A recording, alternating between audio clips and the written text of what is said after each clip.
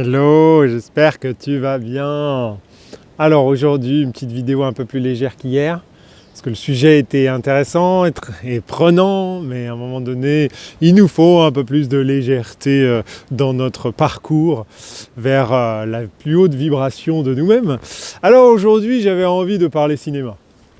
Te proposer mon top 5 des blockbusters, on dit comme ça, des blockbusters ou des machins, des trucs où on dépense beaucoup d'argent pour faire beaucoup d'argent et où on apprend quand même des trucs. Alors soit c'est volontaire, ou soit les mecs ils savaient pas qu'ils travaillaient pour la lumière. Donc voilà, donc mon top 5. Donc en premier, je vais te les citer tous les 5, comme ça au moins si ça te saoule, tu peux switcher. Et puis si ça t'intéresse de les regarder sans avoir mes commentaires et de trouver toi-même les petits trucs qui sont cachés un peu partout, qui donnent des messages, eh bien comme ça tu pourras regarder. Maintenant que tu ne regardes plus les experts, jeudi soir les experts, faut pas qu'on regarde. Donc le top 1, le plus connu, je pense que c'est Matrix, qu'il faut au moins avoir vu une fois dans sa vie. Bon, se taper les 3, honnêtement, c'est un peu chaud, mais en mode accéléré, ça va, c'est à peu près digeste. Le deuxième, je dirais que c'est Truman Show. Le troisième, je dirais que c'est Avatar. Le quatrième, je dirais À la découverte de demain. Et le cinquième, je dirais, mon petit chouchou, Forrest Gump. Voilà. Donc ça, c'est les 5 films américains, gros budget, gros machin, qu'il faut avoir vu, je pense, pour pouvoir avoir une petite vision supplémentaire de ce que c'est que le monde que l'on vit. Alors, je commence par Matrix. Bien évidemment, on se moque de savoir combien de cartouches ils ont dépensé ou combien de murs en béton ils ont détruit pour faire ce film.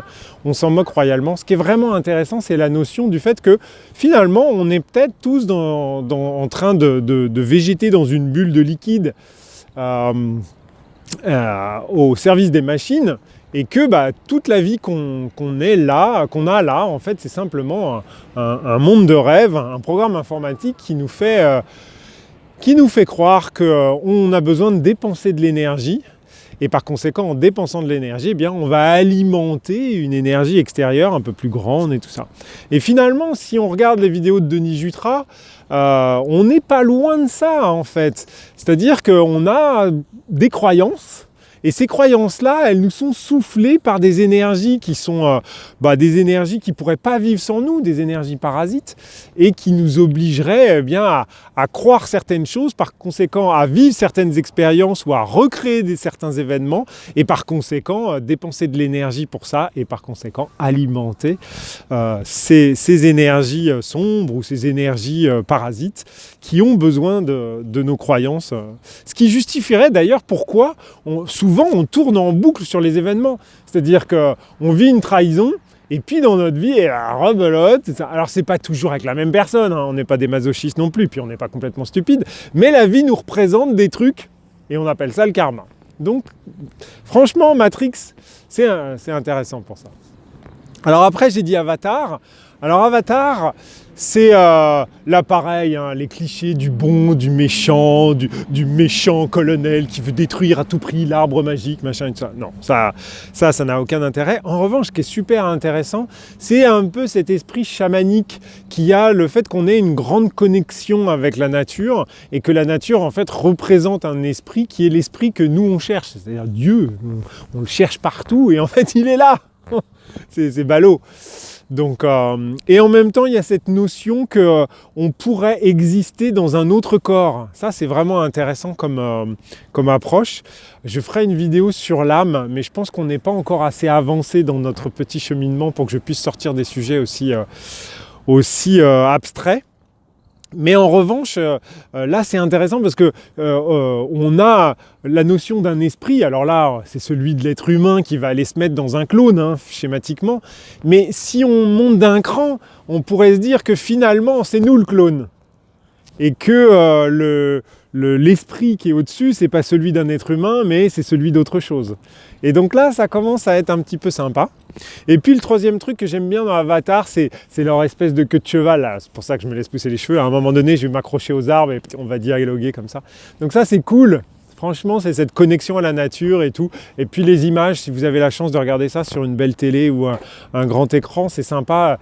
Il y a vraiment des paysages. Quand le film se calme un peu, c'est-à-dire qu'il ne se tire pas dessus, franchement, il y a des trucs sympas à voir, à regarder.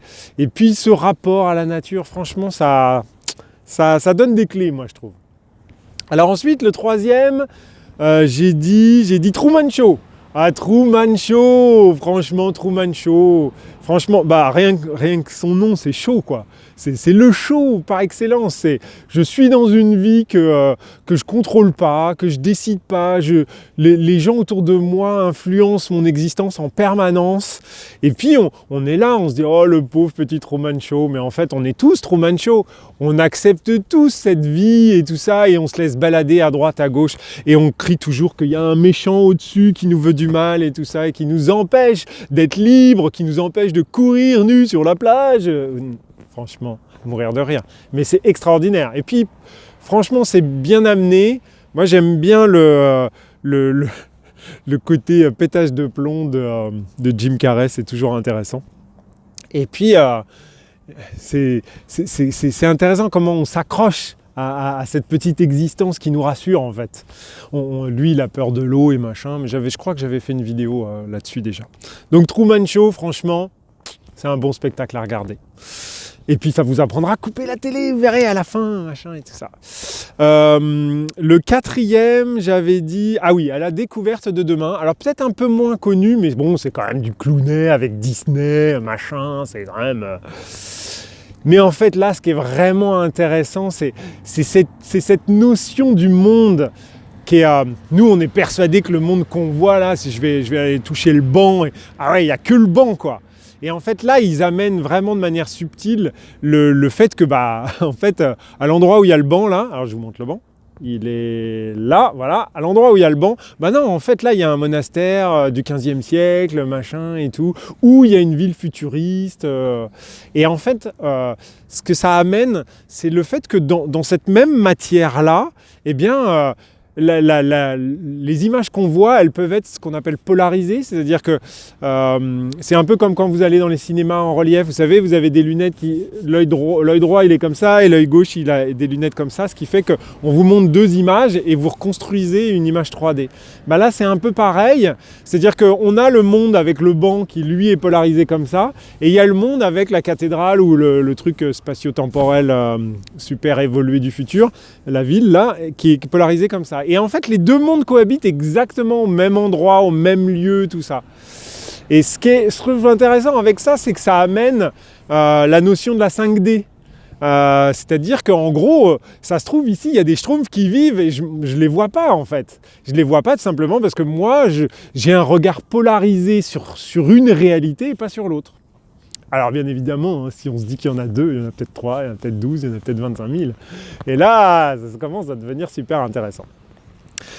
Et mon dernier film pour cette série Top 5. Après, je ferai un autre Top 5 avec des films un peu moins connus. Mais là, j'avais décidé de faire que des grands trucs qui claquent et que tout le monde connaît. C'est Truman Show. Non, c'est Forrest Gump. Forrest Gump, j'adore Forrest Gump. Alors, c'est un autre registre. Hein, c'est un peu moins... mais c'est extraordinaire, Forrest Gump. C'est le gars, un peu simplet et tout ça, qu'on considère simplet et tout ça. Et il va vivre une vie, mais extraordinaire. Une vie magique, fantastique. Et en fait, on cherche la clé du film. On se dit, mais est-ce que c'est... Mais oui, c'est l'imbécile heureux, en fait. C'est exactement ça. C'est cette notion que, in fine, quand on n'a rien qui s'accroche sur nous, eh bien, on a juste à suivre le flow, en fait. Et Forrest Gump, il fait ça pendant, je sais pas, c'est 2 heures ou 2 heures et demie. Je sais pas combien de fois je l'ai vu, mais c'est à aucun moment il s'accroche. Alors, ça ne veut pas dire qu'il n'a pas d'émotion, hein. Ça ne veut pas dire qu'à un moment donné, ça ne le prend pas aux tripes et tout. Non, c'est un être humain, il vit ses émotions, tout, nickel bien. Mais c'est surtout qu'il s'accroche à rien. Et en fait, il vit, et c'est ça aussi qui est drôle, c'est qu'il vit en parallèle du monde auquel tout le monde... C'est la guerre, c'est peace and love, c'est hallucinant. Il s'accroche sur rien. Et il s'accroche sur rien et il vit sa vie bien. Et ce qui est fou, c'est que tous les gens autour de lui, on voit qu'ils souffrent, ils ont plein de traumas, ils sont en lutte contre plein de trucs et tout, mais lui, non. Lui, il est juste... il est dans l'amour pur, il aime telle personne, il s'occupe de cette personne, il n'aime pas cette personne, il passe à autre chose. C'est extraordinaire. Et puis la fin, c'est quand même un beau moment de cinéma. Et une belle leçon aussi. Donc voilà, donc tu sais quoi faire ce soir. Donc je te dis, bonne soirée ciné. Et puis je te dis à demain. Je t'envoie plein de soleil. Tu vois que je suis obligé de froncer les sourcils tellement il fait beau. Et je te donnerai une autre liste, pas forcément demain, mais un autre jour. On verra bien. On verra bien ce qui viendra demain. Je te souhaite une super journée ensoleillée, plein de belles choses dans ta vie. Laisse glisser. Vis à la Forest. Franchement, laisse glisser. Laisse glisser. Rien n'a d'importance. C'est la matrice.